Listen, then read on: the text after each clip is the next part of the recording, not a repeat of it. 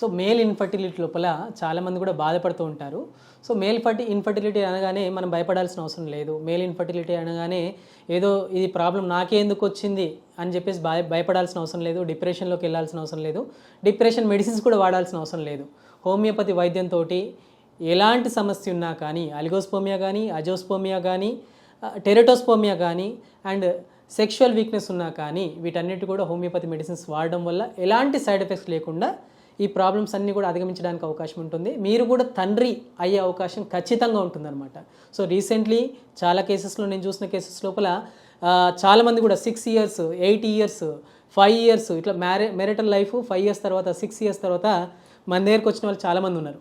So ఈ 5 6 8 ఇట్లా ఈ ఇయర్స్ని గ్యాప్ తీసుకోవడం కంటే ఇమీడియట్లీ 2 years తర్వాత పిల్లలు రావట్లేదు కలగట్లేదు అనుకుంటే ఇమీడియట్లీ అప్రోచ్ అవ్వడం వల్ల మంచి మెడిసిన్స్ ఇచ్చి ఈ ఆనందాన్ని త్వరగా మీరు పొందే అవకాశం ఉంటుందన్నమాట.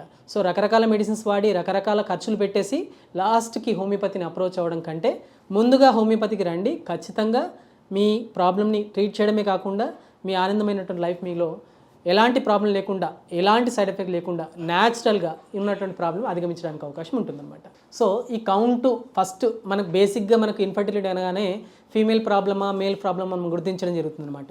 సో మేల్ ప్రాబ్లం ఉంది అని అంటే ఫస్ట్ మనం ఫోకస్ చేసేది కౌంట్ పరంగా ఎంత ఉంది, ఈ కౌంట్ నార్మల్గా ఎలా ఇంప్రూవ్ చేయాలనేది ప్రాపర్ డైట్ అనేది అడ్వైజ్ చేస్తుంటాను అనమాట.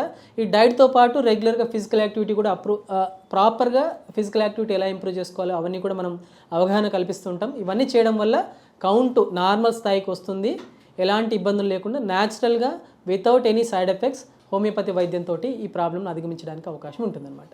ఇన్ఫర్టిలిటీ అనగానే చాలామంది మేల్స్ లోపల కలిగేటువంటి ఒక రకమైన డిప్రెషన్, ఎవరికో చెప్పుకోవాలి, ఏం చెప్పుకోవాలి, ఎవరితో మాట్లాడాలి, ఇంట్లో వాళ్ళకి చెప్పుకోవాలా, ఫ్రెండ్స్కి చెప్పుకోవాలా, ఎలా చెప్పుకోవాలి, ఎక్కడ చెప్పుకోవాలని చెప్పేసి చాలామంది బాధపడుతూ ఉంటారు. బట్ మేల్ ఇన్ఫర్టిలిటీ అనగానే భయపడాల్సిన అవసరం లేదు. అది కౌంట్ తక్కువ ఉన్నా సరే, సెక్షువల్ వీక్నెస్ ఉన్నా సరే, ఏదైనా సరే చక్కటి మార్గం హోమియోపతి వైద్యం అనమాట. సో ఎలాంటి సైడ్ ఎఫెక్ట్ లేకుండా హోమియోపతి మెడిసిన్స్ తోటి వాటిని పూర్తిగా అధిగమించుకోవడానికి అవకాశం ఉంటుంది.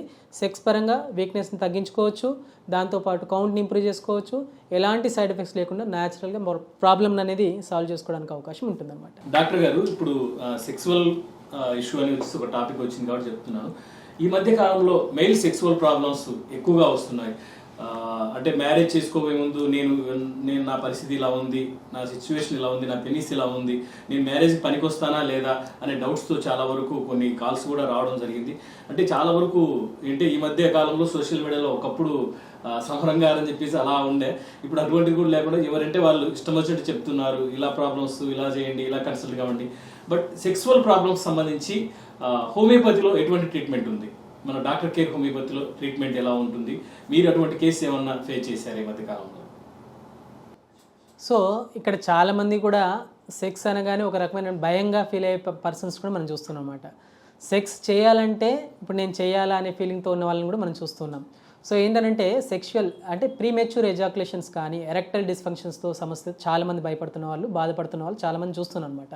సో ఎరెక్టైల్ డిస్ఫంక్షన్ అనగానే నేను ఇంకా లైఫ్లో సెక్స్ పనికిరానేమో అని చెప్పేసి మ్యారేజ్కి కూడా దూరంగా ఉంటూ వయసు ఇంట్లో వాళ్ళు చెప్తూ ఉంటారు 35 క్రాస్ అయింది ఇంకా మ్యారేజ్ చేసుకోవాలి. అటు ఇంట్లో ఫ్యామిలీ మెంబర్స్ చెప్పుకోలేక, ఫ్రెండ్స్కి చెప్పుకోలేక చాలామంది సఫర్ అయ్యే వాళ్ళని మనం డే టు డే లైఫ్ లోపల చాలామంది చూస్తున్నాం. నా దగ్గర కూడా చాలామంది పేషెంట్స్ వస్తున్నారు. ఇంట్లోనేమో మ్యారేజ్ చేసుకోమని చెప్తున్నారు, బట్ నాకు ఇలాంటి సమస్య ఉంది, నేను ఎలా అని చెప్పేసి వచ్చేవాళ్ళు కూడా చాలామంది ఉంటారు. బట్ వాళ్ళందరూ కూడా నేను ఇచ్చే సొల్యూషన్ ఏంటి అని అంటే హోమియోపతి మెడిసిన్స్ తోటి ఎలాంటి సైడ్ ఎఫెక్ట్స్ లేకుండా, అంటే యూజువల్గా సెక్షువల్ వీక్నెస్ రాగానే రకరకాల మెడిసిన్స్ వాడుతూ ఉంటారు, దాంతో సైడ్ ఎఫెక్ట్స్ కూడా ఉంటాయి. ఫ్యూచర్లో ఆ మెడిసిన్స్ కంటిన్యూగా వాడడం వల్ల రీనల్ ఫంక్షన్ లోపల తేడా రావడం కానీ అండ్ నెక్స్ట్ పోతే హైపర్ టెన్షన్ రావడం కానీ ఇలాంటి సమస్యలు కూడా రావడానికి అవకాశం ఉంటుంది. బట్ హోమియోపతి మెడిసిన్స్ తోటి అలాంటి సైడ్ ఎఫెక్ట్స్ లేకుండా న్యాచురల్గా ప్రీమెచ్యూర్ ఎజాకులేషన్ సమస్యని అధిగమించడానికి అవకాశం ఉంటుందన్నమాట. శీఘ్రస్ఖలనం అని చెప్పేసి చెప్తూ ఉంటాం. శీఘ్రస్ఖలనం సమస్య అనేది చాలామంది లోపల ఉంటుంది. అది ఎవరికి చెప్పుకోలేక సతమతమయ్యే వాళ్ళు చాలామంది ఉంటారు.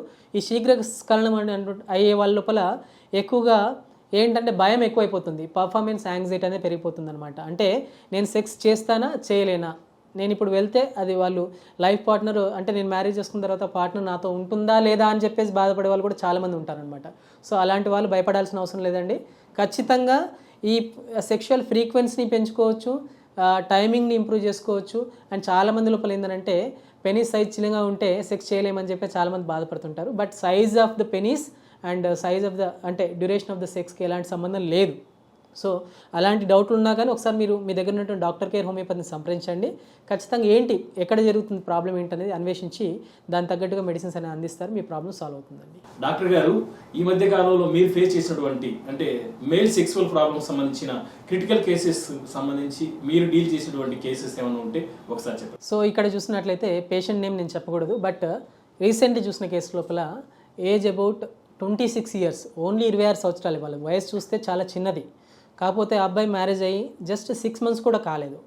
సో ఇంట్లో ప్రెషర్, ఇంకా సంతానం ఎప్పుడు, ఇంకా పిల్లలు ఎప్పుడు, 6 months అయిపోతుంది, ఏంటి అసలు ఏం జరుగుతుందని చెప్పేసి ఇంట్లో వాళ్ళు అడగడం. ఈ అబ్బాయి ఎవరికి చెప్పుకోలేక ఇంతవరకు కూడా వాళ్ళకు సెక్షువల్ రిలేషన్ అనేది లేదు. సో ఇది ఎవరైనా నమ్ముతారా? 6 months అయింది, ఇంకా సెక్షువల్గా ఎలాంటి జరగలేదంటే ఎవరైనా నమ్ముతారా? ఆ అబ్బాయి వచ్చి చెప్తుంటే ఆ అబ్బాయి ఏడుపు, ఫస్ట్ ఒక రకమైన డిప్రెషన్. వాళ్ళ వైఫ్ కాబట్టి అంటే మంచి అర్థం చేసుకునే అమ్మాయి ఆ అబ్బాయికి దొరకడం వల్ల ఎలాంటి రిలేషన్ అయితే బ్రేక్ కాలేదు. కాకపోతే ఆ అమ్మాయిని నేను సుఖపెట్టలేకపోతున్నా అని చెప్పేసి బాధతో నా దగ్గరికి రావడం జరిగింది. సో వాళ్ళు 6 months తర్వాత నన్ను అప్రోచ్ అవ్వడం అండ్ వాళ్ళ వైఫ్తో సహా వచ్చారు. వైఫ్కి కౌన్సిలింగ్ ఇవ్వడం జరిగింది, అదేవిధంగా అబ్బాయి కూడా కౌన్సిలింగ్ ఇవ్వడం జరిగిందనమాట.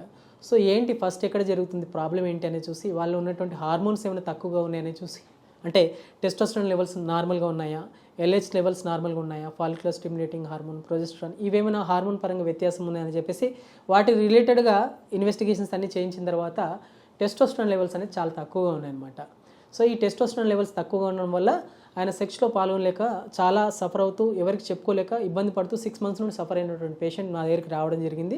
వాళ్ళకి మెడిసిన్స్ ద్వారా ఎలాంటి హార్మోన్ రిప్లేస్మెంట్ థెరపీ లేదండి. హోమియోపతిలో న్యాచురల్గా ఇచ్చేటువంటి మెడిసిన్స్ తోటే ఈ టెస్టోస్టెరాన్ లెవెల్స్ని బూస్టప్ చేసి ఇప్పుడు హ్యాపీగా ఉన్నారు, వాళ్ళ సెక్స్ పరంగా హ్యాపీగా ఉన్నారు, ఎలాంటి ఇబ్బంది లేకుండా న్యాచురల్గా వాళ్ళ లైఫ్ అనేది హ్యాపీగా ఉంది.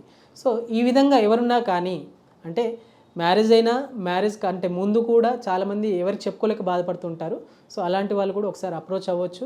ఖచ్చితంగా ఈ అబ్బాయి విషయంలో జరిగినటువంటి ప్రాబ్లమ్స్ ఉన్నట్లయితే ఎవరికి చెప్పుకోవాలనేది మొహమాటం లేకుండా నా దగ్గరికి రండి, ఖచ్చితంగా ట్రీట్మెంట్ అనేది ఇస్తాను.